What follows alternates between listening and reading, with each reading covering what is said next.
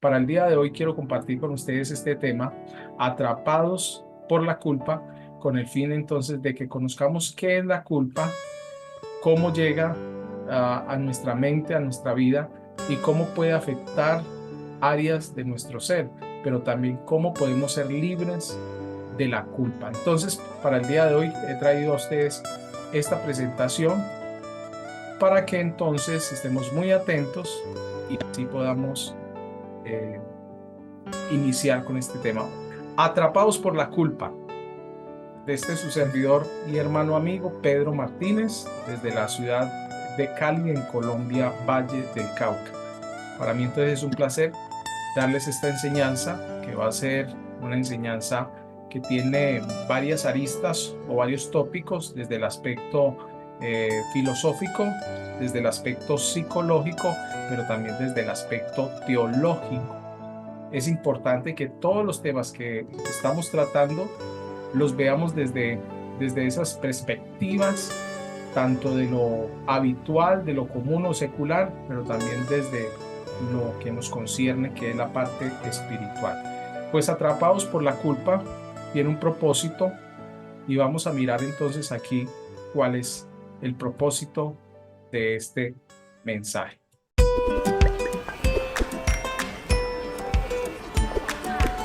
La culpa puede generar muchos conflictos. El perdón puede ser el primer paso para abandonarla. El sentimiento de culpa es aquella sensación de que hiciste algo equivocado, a propósito o sin querer, pero fue algo que no deberías haber hecho. Ese sentimiento acompaña a millares de personas durante muchos años de sus vidas o durante toda la vida. Puede causar muchos problemas, como complejo de inferioridad, miedo al fracaso y exigencia exagerada en las relaciones. El sentimiento de culpa puede ser analizado de dos formas: la culpa infundada y la culpa real. Ambas traen prejuicios. En la culpa real, la solución está en buscar la separación, buscar a la persona, pedir perdón e intentar resolver en la medida de lo posible el malentendido.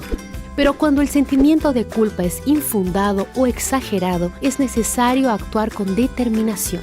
Apártate de la situación que te genera culpa y aprende las lecciones de los errores y fracasos. Haz lo que es correcto y desahógate con alguien en quien tengas confianza. Un consejo importante es conversar con Dios, contarle tus problemas y angustias en un desahogo sincero. El perdón es fundamental para que puedas superar ese sentimiento. Entonces, perdónate por haber cometido errores o por creer que los cometiste. No siempre es fácil, es verdad, pero siempre es posible contar con una ayuda más que especial. Dios te conoce profundamente y siempre está dispuesto a perdonarte y enseñarte a hacer lo mismo.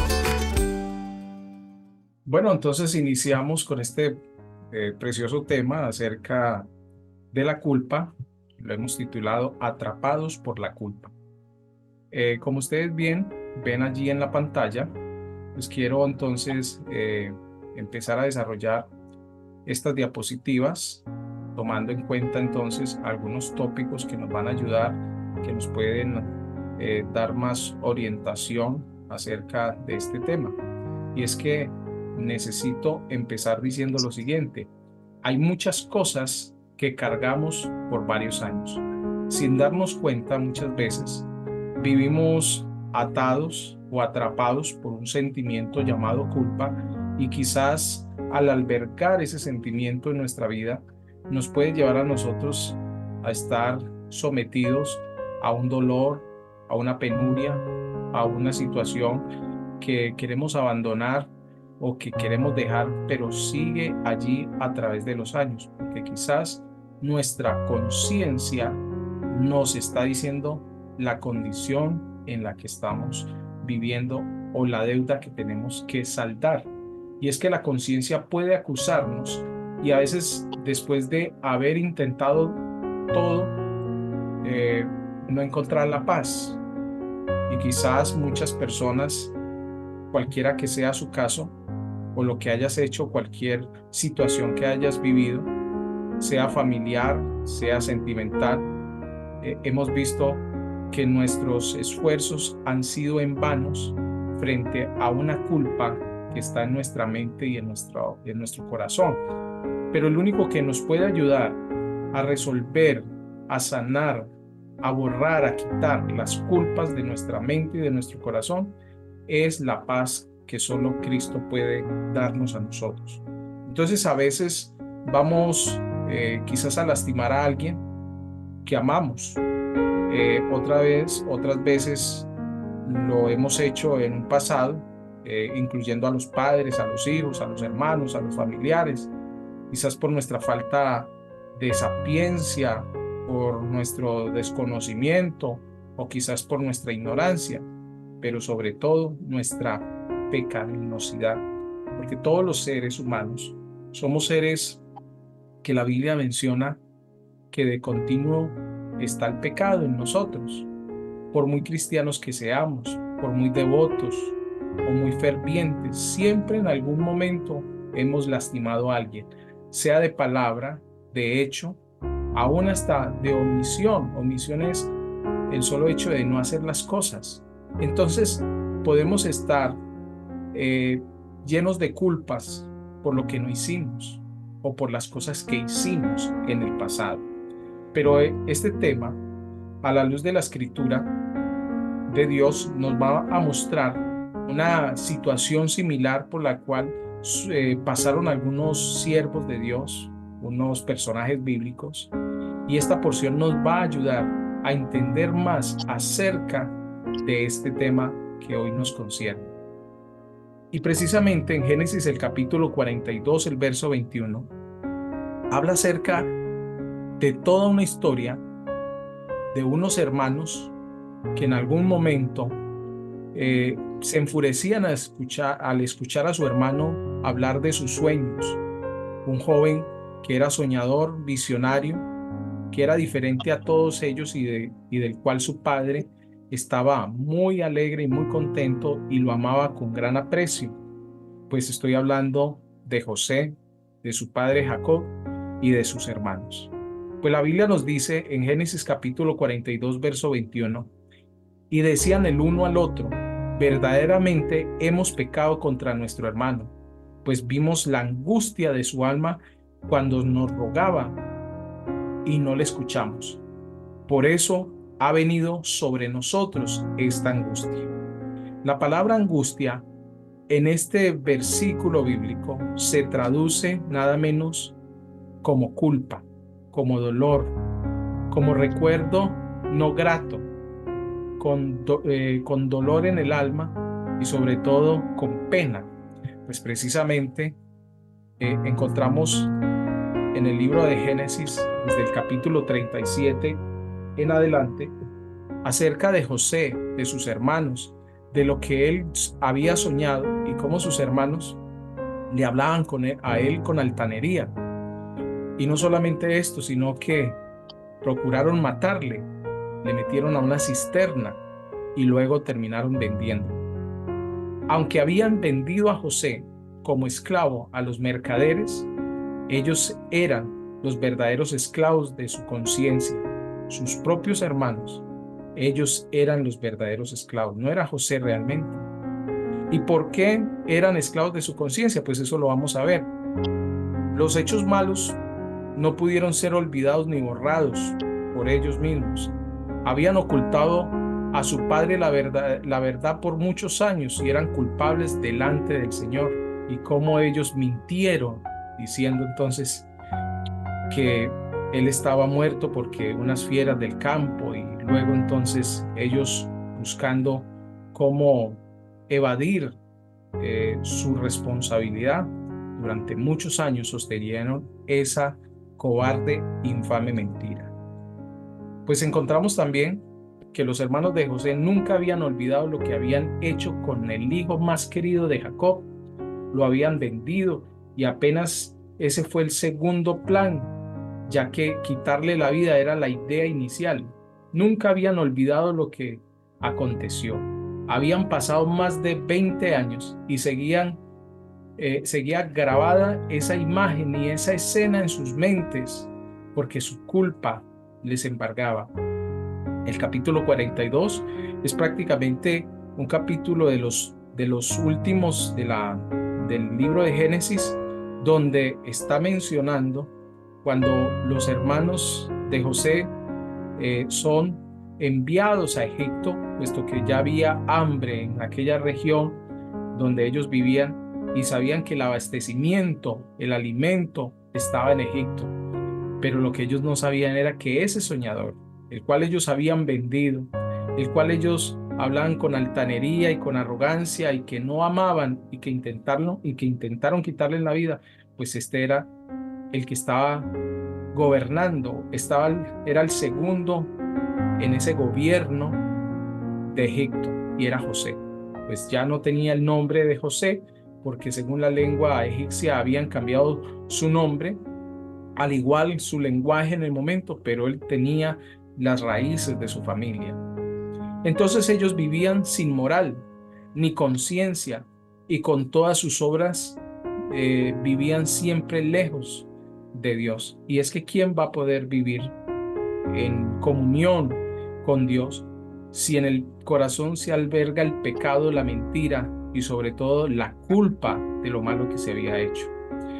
Pues la Biblia nos sigue hablando acerca de este acontecimiento, que cuando estos hermanos de José lo vendieron por envidia hacía más de 20 años, al ser enviados por su padre desde Canaán a Egipto para comprar los alimentos, José los reconoce y los trata en algún momento como espías, pero también José era astuto, José tenía mucha inteligencia y lo que él quería y deseaba saber era que su padre estuviera bien, al igual que su hermano menor, que era Benjamín. Pues entonces él no quería que su hermano menor pasara por lo mismo que él había pasado y que su padre sintiera tanto dolor como quizás sintió cuando él fue supuestamente muerto y cuando le llevaron la mortal noticia de que él ya no vivía, que sus hermanos habían dicho a su padre. Entonces encontramos que en el capítulo 42 hay un remordimiento que los atormenta en sus mentes y en sus corazones. Y es que mientras no haya arrepentimiento, el hombre va a estar sometido a la culpa, va a estar acusado día y noche. Y todo esto trae unos efectos espirituales, físicos y mentales. Entonces, esa fue la historia de los hermanos de José. Pero vamos a mirar un poco acerca qué es la culpa. La culpa es una emoción que se experimenta cuando creemos haber hecho algo malo o perjudicial contra alguien. Tanto puede ser una persona como también la culpa por no obedecer la voz divina de Dios. ¿Qué es la culpa? La culpa es una emoción negativa que experimentamos cuando sentimos que hemos hecho algo malo o hemos causado daño a alguien. Es una forma de autorreproche de nosotros mismos y también es una autoevaluación que puede ser negativa, que puede surgir de acciones reales o percibidas como incorrectas o de la falta de cumplir con las expectativas personales y sociales cuando no hemos logrado hacer las cosas que hemos prometido hacer. Y es que la culpa puede ser un mecanismo para reconocer nuestros errores también y aprender de ellos, pero también puede ser una carga emocional que afecta nuestra autoestima y bienestar. Por eso es importante abordar y gestionar la culpa de manera saludable para mantener una salud mental y equilibrada, tener una inteligencia emocional. La razón de que muchas personas estén bajo los efectos de la culpa, pues los lleva a cometer muchas imprudencias más.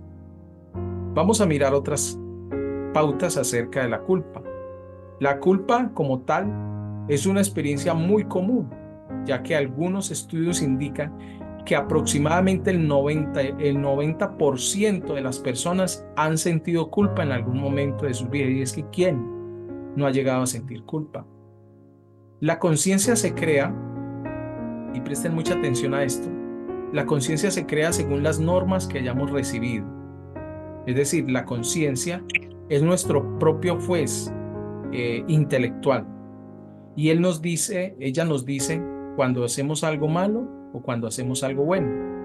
Pero, ¿cómo sabe la conciencia que hace algo bueno o algo malo? Precisamente porque en algún momento codificó en su ser de que mentir es malo, que robar es malo, sea por los preceptos divinos de la palabra de Dios o también por la orientación familiar, paternal, donde nos manifestaron que tomar lo que es ajeno está mal y que por eso se pueden sufrir muchas consecuencias. Es un principio de vida, pero entonces la culpa todos la hemos llegado a experimentar de una o de otra manera. Pueden ser culpas superficiales, como pueden ser también culpas demasiadamente grandes que tienen una deuda moral. Muchas personas describen la culpa también como una sensación de un peso sobre la espalda o cabeza. Parece ser que cuando alguien tiene la culpa o tenemos culpa, nos sentimos cargados y somos cargados de un peso de dolor, de un peso de angustia, porque tenemos algo que reparar o en este caso que perdonar o pedir perdón. Entonces se describe como un peso que se lleva a las espaldas o en la cabeza. Otros lo describen como un nudo en la región del ombligo o la garganta. En todo caso, sea cual sea la sensación, todos están de acuerdo que no es nada agradable y grata la culpa en nuestras vidas. Sentir culpa, número 1, está directamente conectado a pensamientos y emociones recurrentes que son desagradables y torturantes. Cuando sentimos culpa, pues, se inicia en el pensamiento y el pensamiento tiene entonces una relación con el cerebro, desde luego, generando entonces allí unos estímulos nerviosos que producen emociones y esto nos lleva entonces a sentirnos mal, con pesadez, con dolores de cabeza o náuseas. No queremos hablar, no queremos compartir con nadie, queremos estar solos. Y es que la culpa tiene estos efectos mortales. La culpa es un sentimiento que da forma insidiosa, merma nuestro bienestar mental. Es que cuando tenemos este sentimiento, tenemos que entender de que esto nos puede privar a tener una vida social, una vida laboral, es más, hasta una vida sentimental.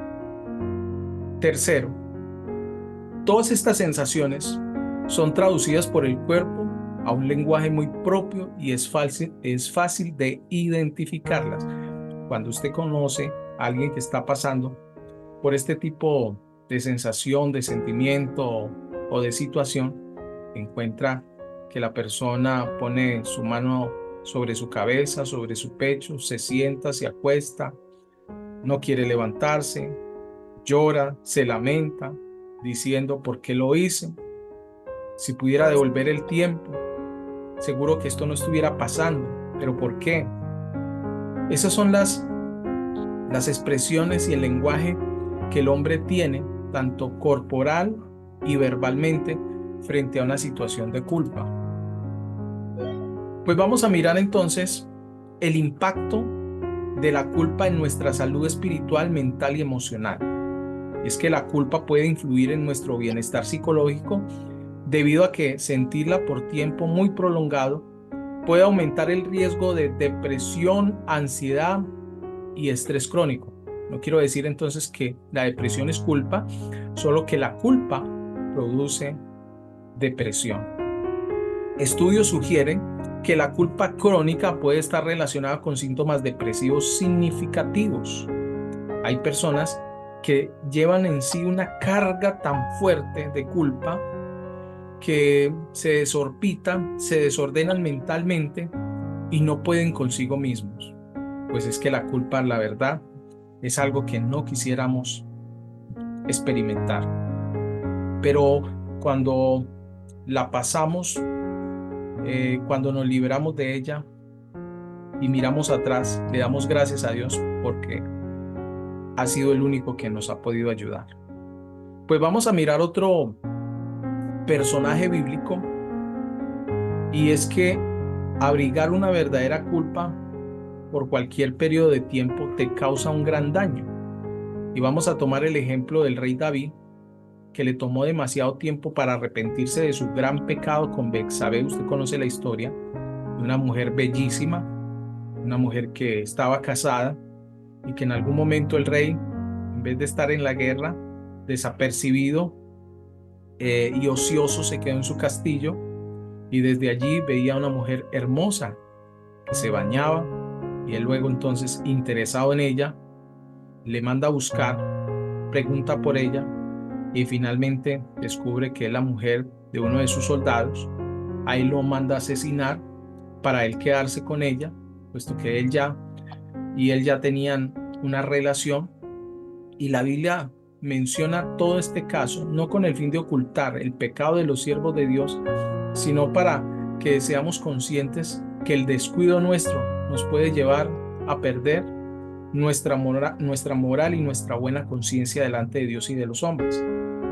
Pues en el capítulo 38 de los Salmos se describe el dolor de la verdadera culpa, porque aunque David en algún momento disfrutó del pecado, aunque hizo lo que hizo, luego lo encontramos que él se arrepiente, que él se lamenta, y el trasfondo de la culpa pasó por lo menos un año durante el cual David escondió ese pecado, porque la verdad es que los pecados, cuando se cometen, siempre se van a querer ocultar.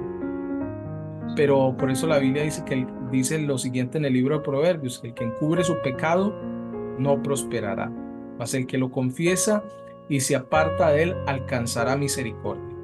Pues si usted lee el Salmo 32 y el 51, verá las descripciones de la culpa de David durante ese difícil periodo de su vida. Usted puede mirar el Salmo 51, cuando David entonces pide que tenga piedad de él, conforme a la multitud de sus piedades, que borrara sus rebeliones, y reconoce que contra Dios mismo había pecado.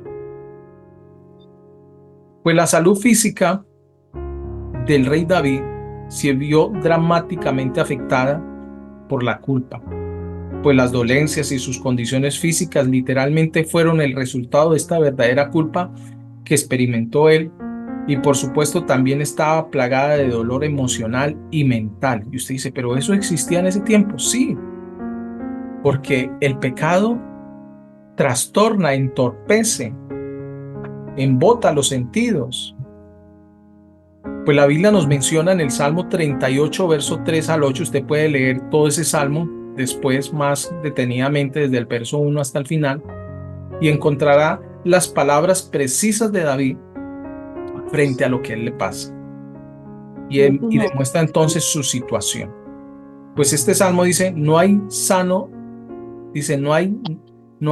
en mi carne a causa de tu ira, ni hay paz en mis huesos a causa de mi pecado, porque mis iniquidades se han agravado sobre mi cabeza. Mire, está hablando que su carne tiene problemas, aún incluye sus huesos, pero aquí ya está mencionando su cabeza. Luego dice, como carga pesada se han agravado sobre mí, o sea, él llevaba una carga emocional muy fuerte.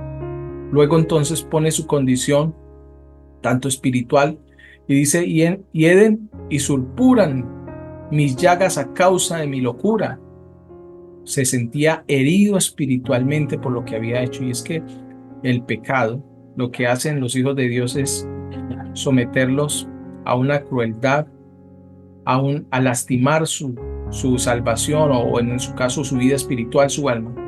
Pues la Biblia también dice que él estaba encorvado, estoy encorvado. Luego dice, estoy humillado en gran manera, ando enlutado todo el día, porque mis lomos están llenos de ardor y nada hay sano en mi carne. Estoy debilitado y molido en gran manera. Gimo a causa de la conmoción de mi corazón. Qué terrible situación. Entonces véase que David, la culpa lo llevó a estar muy mal, anímicamente, espiritualmente. Como segundo, es importante entender la diferencia entre la culpa tóxica y la culpa legítima o saludable, porque hay un tipo de culpa que usted va a ver luego que es buena o saludable. Pero vamos a verlo a la primera, la culpa tóxica. Es un sentimiento de culpabilidad excesivo, irracional y persistente que no se corresponde con la realidad ni con la responsabilidad real de la persona, porque hay culpas que son promovidas también por Satanás, que nos quiere hacer creer que no somos nadie, que nuestra condición espiritual no está grata, que nuestra vida no le agrada al Señor, que nos vamos a perder. Pero también está esa culpa que nace de nuestro interior carnal, que ante cualquier suceso, entonces, si no lo identificamos, nos puede también engañar. La culpa tóxica, entonces, no va a ayudar a mejorar ni a reparar el daño causado, sino que solo sirve para castigarnos a nosotros mismos y minarnos y sobre todo dañar nuestra autoestima, porque eso es lo que quiere hacer esa culpa. Esta culpa tóxica suele provenir de un sentido de responsabilidad desmesurado, de una necesidad de ser percibido como una buena persona o de una educación basada en el miedo y la vergüenza. Me explico. Todos debemos de ser responsables de nuestros hechos, pero ante la responsabilidad y la culpa hay dos diferencias. Ser responsable no está mal, pero cuando una culpa nos quiere embargar, nos quiere dañar y nos quiere mentir para que nosotros caigamos en sus garras, en su tentación, pues vamos a estar basados, o nuestras experiencias van a estar basadas de miedo. Y si en algún momento nuestra educación, sea religiosa, familiar, fue impuesta con miedo y vergüenza de lo que hayamos hecho, de lo que podíamos hacer en la vida, entonces allí surge esa culpa que nos va a querer amedrentar. Por lo tanto, suele tener consecuencias negativas para la salud mental y física de la persona que la padece, tales como depresión, ya lo hablamos ahora, ansiedad, hay personas que son muy ansiosas, estrés, baja autoestima, aislamiento social, autocastigo e inclusive la somatización. Hablar de somatización es que podemos decir que tenemos alguna dolencia, alguna enfermedad, y aunque visitemos al médico, no encuentra la cura para el mal, y ante los exámenes y ante los chequeos médicos encuentra que todo está bien, y eso lleva a diagnosticar o a reconocer que la situación es por causa de que hay en el corazón alguna culpa o una falta de perdón que nos lleva a estar enfermos. Por eso es importante identificar y tratar la culpa con la ayuda espiritual y también profesional. Siempre aconsejo de que si tu pastor, tu líder, no tiene la capacidad para tratar algún tema sobre la mente, sobre la psiquis, sobre alguna alteración hormonal o física, que sea, pues es necesario que busques también a un profesional, porque en muchos casos, personas que sufren de este tipo de trastornos, de ansiedades, depresión, de bipolaridad, ambivalencia, requieren de medicación. No estoy enviando a la gente a que se medique, no, pero sí estoy aconsejando que hay casos que se necesitan de medicación para tratar una situación que lo requiere. Pues entonces, volviendo al rey David, el rey David buscó la ayuda divina y esa ayuda divina le trajo a él un bienestar. Porque el Salmo 38, el verso 18 al 22 dice, mire estas palabras de David, y esto me encanta de él, porque David fue considerado un hombre conforme al corazón de Dios. Y usted podría cuestionar a Dios, ¿cómo es posible que un hombre que hizo tanto mal, que no solamente peca con la mujer de su prójimo, no solamente manda asesinar, sino que desobedece la ley de Dios, hace una gran iniquidad y transgresión? Eso lo vamos a ver, la diferencia entre transgresión, del pecado de transgresión y del pecado de iniquidad.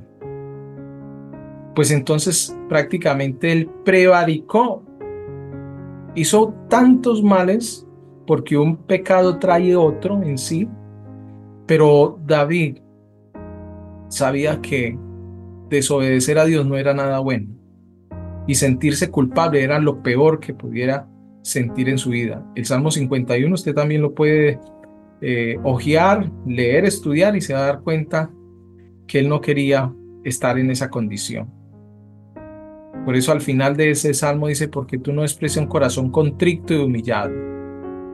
Pues el Salmo 38 que hace parte, recuerde que los salmos no están puestos allí cronológicamente, sino que hay eventos que pueden estar en el capítulo 91, que corresponde a los primeros sucesos de la vida de David, y no necesariamente tenemos que encasillarlos bajo un número.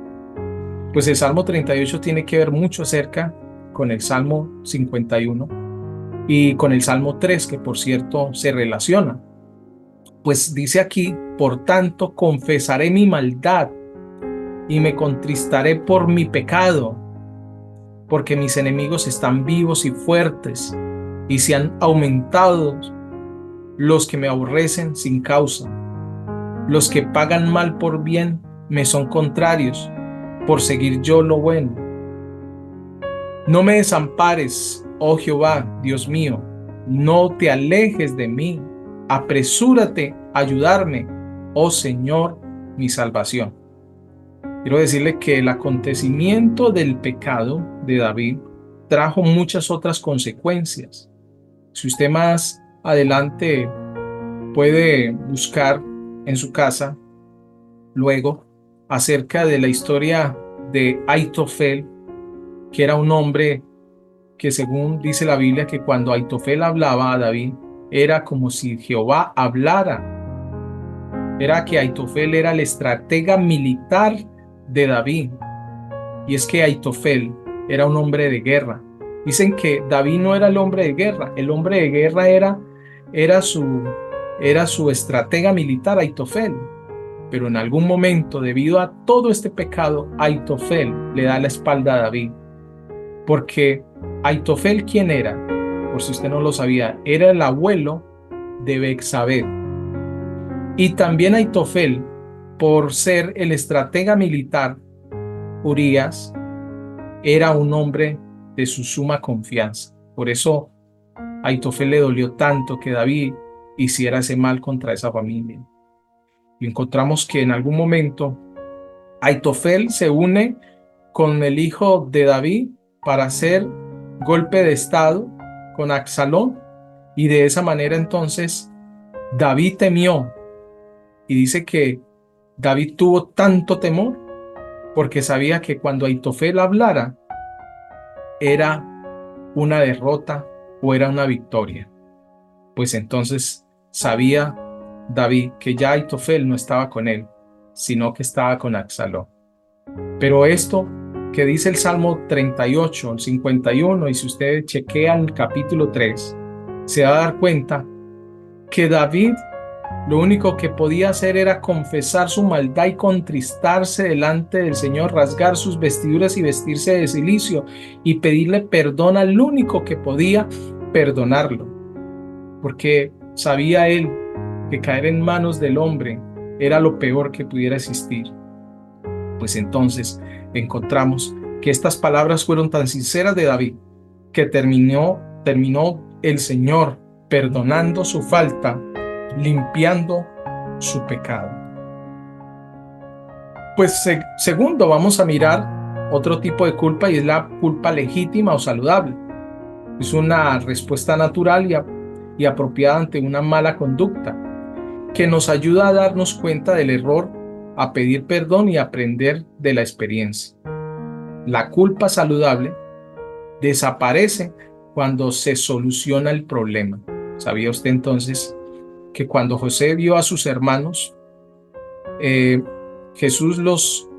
José los observaba porque él quería saber si ellos habían cambiado y se habían convertido en personas buenas? Por eso los hizo regresar ante su padre para que lo trajesen con su hermano, pero él encontró de que sus hermanos habían cambiado.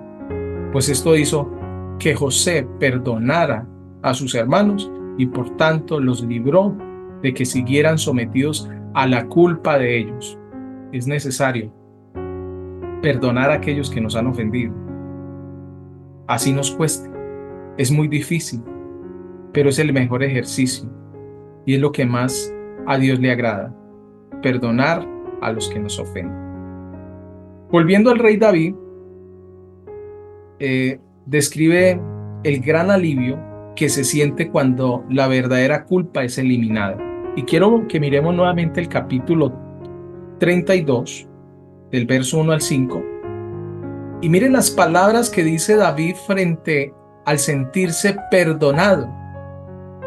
Y dice, bienaventurado, es decir, dichoso, alegre, bienaventurado aquel cuya transgresión, tenga en cuenta esa palabra, ha sido perdonada y cubierto su pecado.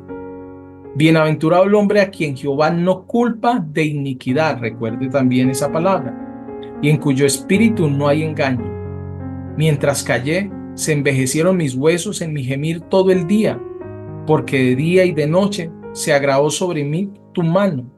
Se volvió mi verdor en sequedad de verano. Mi pecado te declaré, y no encubrí mi iniquidad. Y dije, confesaré mis transgresiones a Jehová, y tú perdonaste la maldad de mi pecado. Él empieza diciendo que es bienaventurado aquel al que Dios le ha perdonado su maldad, su transgresión. Pero allí cuando vemos la palabra transgresión, porque tenemos que identificar que no todos los pecados tienen la misma medida. Algunas veces decimos todo pecado delante de Dios es el mismo, ¿no? Pues hay pecados de transgresión, hay pecados de iniquidad, hay pecados de inmoralidad, hay pecados de paganismo y hay una cantidad de pecados de carne. Pero entonces, para hablar de transgresión entonces es transgredir, es cruzar, es infringir, es quebrantar, es vulnerar un orden o una ley cualquiera que sea. Pero también se entiende que hacer pecado de transgresión es la acción y efecto de hacer daño a alguien y no respetarlo. Es un pecado contra mi prójimo. Es un pecado de infringir el principio que Dios estableció. Pero también encontramos la palabra iniquidad.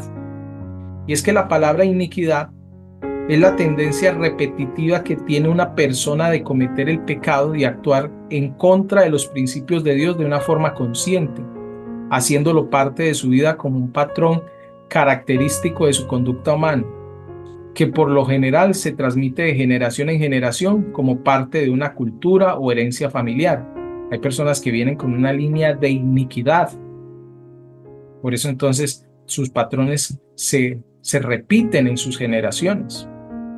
Pero entonces, si usted ya entendiendo estas dos palabras lee mejor este salmo, se va a dar cuenta que el pecado que habla David es un pecado que tiene consecuencias, aún hasta en su propia familia, en lo que había hecho. Por eso dice, bienaventurado aquel cuya transgresión ha sido perdonada. O sea, siéntase dichoso cuando ha sido usted perdonado por sus transgresiones, por lo que has hecho contra otro. Y también dice, bienaventurado el hombre a quien Jehová no culpa de iniquidad. O sea, una cosa es ser perdonado y otra cosa es no ser culpado. Pues bonito verso para hablar acerca de la condición espiritual de aquel que tiene culpa y se arrepiente.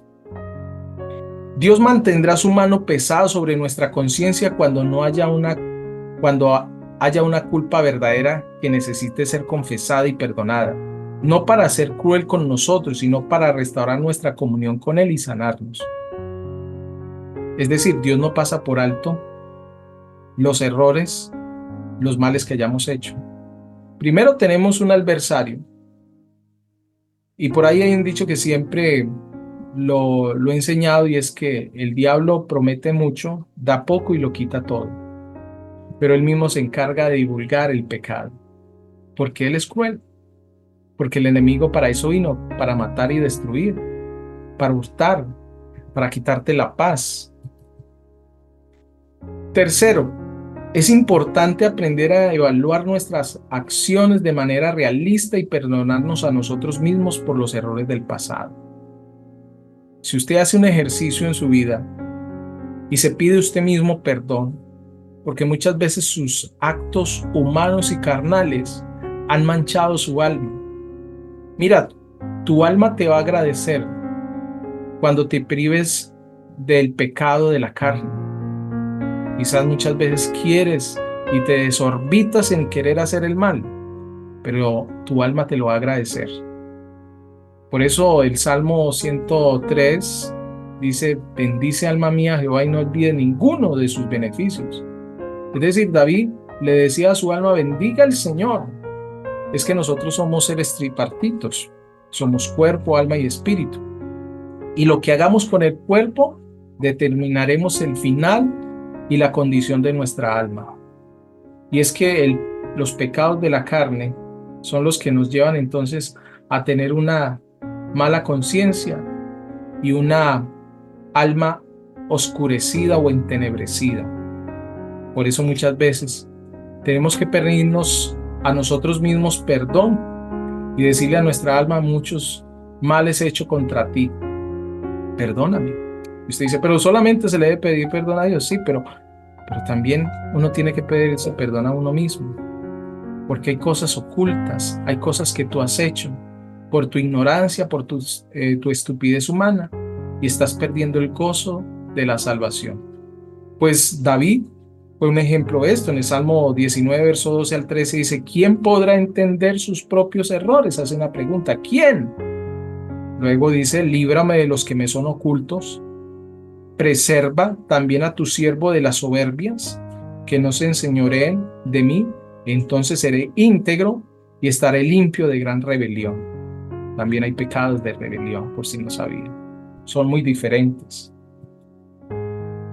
La única forma de dejar ir la culpa, entonces, es perdonarse a sí mismo, es reconocer los errores que nos condicionaron a vivir con esos sentimientos y dejar de cometerlos.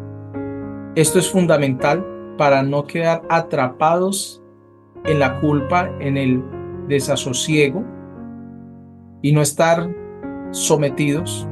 Por eso Pablo, hablándole a los romanos en el capítulo 7, el verso 23, dice: pero veo otra ley en mis miembros que se rebela contra la ley de mi mente y me lleva cautiva a la ley del pecado que está en mis miembros. Miserable de mí, ¿quién me librará de este cuerpo de muerte? Y la imagen que ustedes ven allí es muy similar a lo que Pablo está diciendo allí. Miserable de mí, ¿quién me librará de este cuerpo de muerte? En el tiempo romano, una de las formas de condenar a una persona que había cometido un delito era amarrarle con cadenas un muerto. Y esa persona tenía que caminar con ese muerto día y noche. Y ustedes saben que un muerto se va descomponiendo y apesta. Y finalmente la persona, al estar cerca de un muerto, iba a recibir esas bacterias, iba a recibir todo ese mal y terminaba muriéndose. Pues Pablo, hablando de esto, decía: miserable de mí, ¿quién me librará de este cuerpo de muerte? Pero no se está refiriendo al cuerpo ahora del que tenía que llevar, sino que espiritualmente se está hablando a sí mismo. Este cuerpo es un cuerpo el cual nos ha llevado a cometer muchas cosas que son que son transgresiones e iniquidades delante de los ojos del Señor.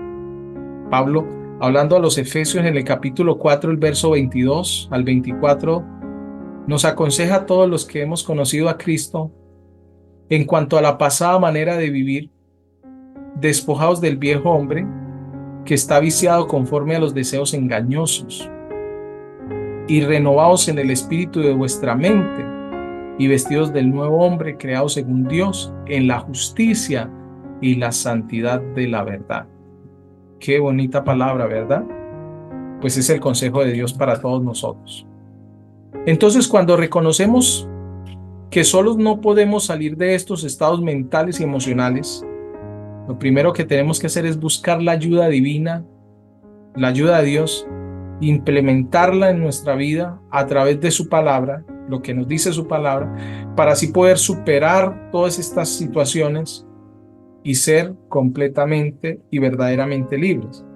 San Juan capítulo 8, verso 12 dice: otra vez Jesús les habló diciendo: yo soy la luz del mundo. El que me sigue no andará en tinieblas, sino que tendrá la luz de la vida. Él nos está ofreciendo su luz, nos está ofreciendo la vida, nos está ofreciendo de que Él es el único que tiene el poder para sacarnos de nuestras propias tinieblas. Y como cuarto, recuerda lo que dice Romanos capítulo 8, verso 1. ¿Qué nos dice ese pasaje, parte de ese pasaje? Y es un verso que en algún momento no sabía yo el poder que tenía como arma espiritual, y alguien en algún momento me cuestionó algo de mi vida por el simple hecho de no estar en otra organización, porque a veces hay celos religiosos sin ciencia, hay un celo sin prudencia. Muchas veces nos creemos que somos los únicos salvos. Y recuerdo que las palabras que le dije a esta persona fueron estas: ahora no hay condenación para los que están en Cristo Jesús. Y es que a la conciencia hay que decirle esas palabras: ninguna condenación hay para los que están en Cristo Jesús. Así que si Dios no te está condenando, no tienes derecho a dejarte o a dejar que nadie más te condene. Ni siquiera tú mismo te puedes condenar. Tienes que librarte de eso, aprender a resistir esa voz interior que te está diciendo que eres una farsa, que te vas a perder en el infierno. También te insto a memorizar Romanos 8:1, pero Isaías 43:25, que también Dios dice: yo soy el que por amor a mí mismo, escuche bien esto, yo soy el que por amor a mí mismo borro tus transgresiones y no me acuerdo más de ellas. Yo soy el que por amor a mí mismo borra tus transgresiones y no se acuerda más de tus pecados. Eso es lo que Dios hace por nosotros. Él borra nuestras transgresiones, no guarda un registro de ellas. En cambio, el hombre sí. El hombre, por cierto, es profesional para bucear y quiere sacar de lo profundo de la mar el pecado del cual el Señor nos ha perdonado y ha lanzado a lo profundo.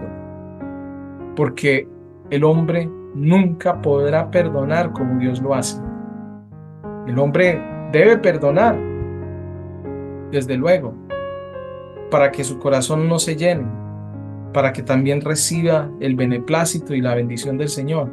Pero sabemos que el ser humano es rencoroso y muchas veces, aunque haya perdonado, se va a recordar del dolor, de la situación. Pero el Dios que nosotros tenemos, Él dice: no me acordaré más de ello. Las borra todas, borrón y cuenta nueva, estableciendo una verdad que dice la palabra del Señor: de modo que si alguno está en Cristo, nueva criatura es. Las cosas viejas pasaron, y aquí todas son hechas nuevas. ¿Cuánto necesitamos entender entonces esta hermosa verdad y aprender a dejar ir la culpa del pecado perdonado, recordando que ahora ya no hay más condenación para nosotros? Porque si usted sigue sometido a la culpa, sabiendo de que el Señor ya hizo su obra. Usted ya se acercó como David ante el Señor y pidió el perdón a su pecado. Mire lo que nos dice Primera de Juan 2, verso 1 al 3. Hijitos míos, estas cosas os escribo para que no pequéis.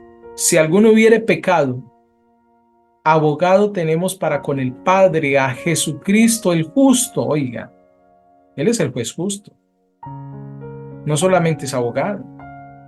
Y Él es la propiciación por nuestros pecados, y no solamente por los nuestros, sino también por los de todo el mundo. Qué bonito. Pero expliquemos entonces qué es la palabra propiciación.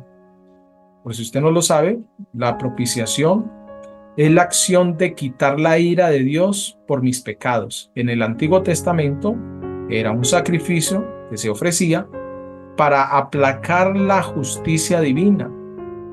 Era para solicitar la misericordia del Señor.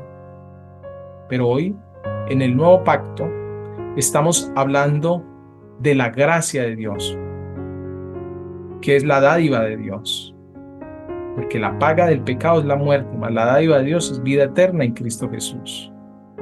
Entonces, Jesús fue la propiciación, Él fue el Cordero, Él es el Cordero sustituto, el Cordero que era presentado para luego su carne ser rociada y luego llevada al propiciatorio. Pues ahora Jesús pagó por nuestros pecados, sufrió nuestras dolencias y por sus llagas nosotros somos ahora curados, o fuimos curados. Entonces, por medio de la sangre de Jesús, somos limpios. Pero alguien se preguntará, ¿pero podremos nuevamente ser bautizados si hemos pecado? No estoy hablando de bautismos. Aquí no habla de que hay que volverse a bautizar si hemos pecado, sino de volver a mencionar su sangre sobre nosotros, que es diferente. Porque si mencionamos esa sangre, como lo dice este versículo, que la sangre de Jesucristo, el justo, nos limpia de todo pecado. Por eso Juan lo dice, que si hemos pecado, abogado tenemos para con el Padre, a Jesucristo el justo. Entonces, Jesucristo el justo es el único que nos puede quitar la condición de pecado que tenemos. Y finalizo ya con lo siguiente. Entonces ruego que todos los que estemos escuchando esta enseñanza y estemos pasando por un momento de estos como de vivir bajo culpa, quizás una culpa que llevas muchos años, que no has podido liberarte de ella. Quiero decirte que solo Dios quiere liberarte de esa culpa, de ese estado de carga emocional que tú tienes en tu vida. Quizás hiciste mucho daño en el pasado, una relación fallida, un divorcio. No has perdonado, aunque estés en la iglesia o estés yendo. Dios quiere quitarte esa pesada carga. Dios quiere hacer algo nuevo en tu vida, pero la decisión es tuya. Si le entregas esa carga o sigues caminando con ella toda la vida. Es que esa persona me hizo mucho daño. Debes de perdonarla. O es que hice mucho daño y esa persona ya no está cerca. Pídele perdón al Señor y Él se encargará de poner la paz.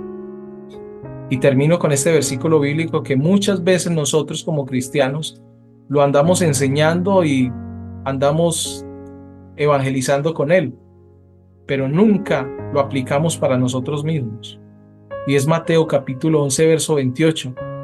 Y es que Él nos dice a todos nosotros, porque esta palabra es más para nosotros: venid a mí, todos los que estáis trabajados y cargados, y yo os haré descansar. Si vienes al Señor, si allí donde tú estás, te sometes a esta palabra y le pides al Señor que te perdone, si estás trabajado, has pasado por una cantidad de situaciones en vida no gratas, si tu corazón está lleno de resentimiento, dolor, prejuicio, estás cargado de culpa, y el único que te puede hacer libre y te puede sanar físicamente, psíquicamente, mental, emocional, espiritual, se llama Jesucristo. Entrégale a Él todas tus cargas y vas a ver que Él es el único que te puede ayudar. El Señor Jesús les bendiga.